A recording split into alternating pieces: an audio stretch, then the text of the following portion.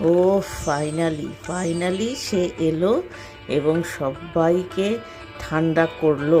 বিশেষ করে যে গাছপালাগুলো রাস্তাঘাটে বা আমাদের বাড়িতেও না, সেগুলো কিরম কদিনের ভিতর শুকিয়ে রুক্ষ হয়ে গেছিলো। এখন মানে রাস্তার গাছপালাগুলোকে দেখেও শান্তি লাগছে।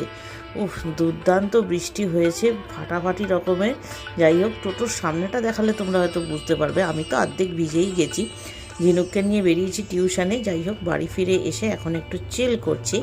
ভাবলাম তোমাদের সঙ্গে এই অভিজ্ঞতাটা শেয়ার করি।